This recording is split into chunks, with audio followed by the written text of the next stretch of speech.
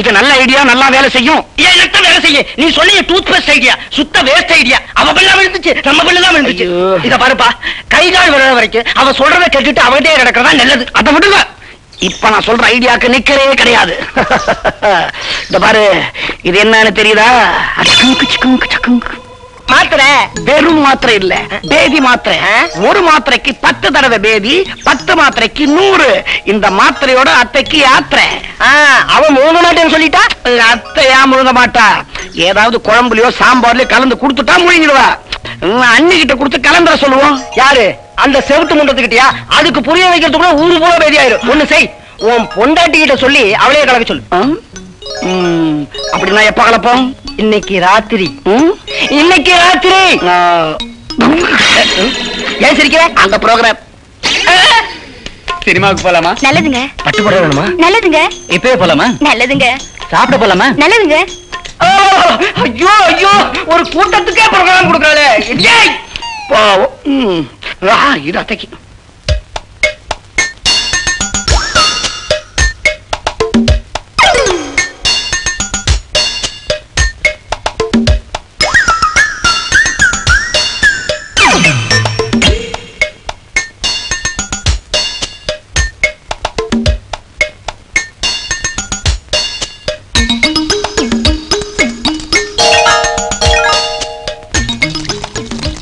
இது நமக்கு,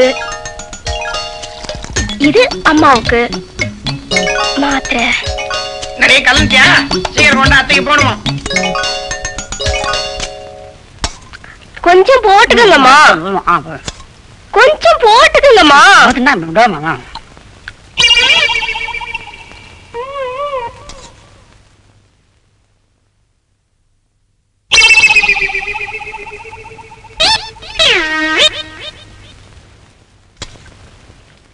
என்ன மதம், குழம்பு ஒரே கசப்பா இருக்கு.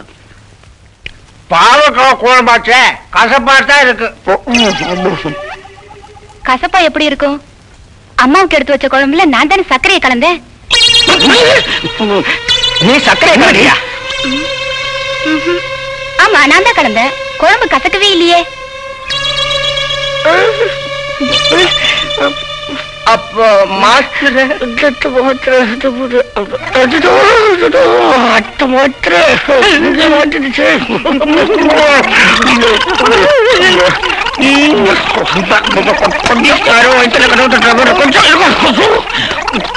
என்ன பாது, சாப்பிடாம பாதியில போறீங்க?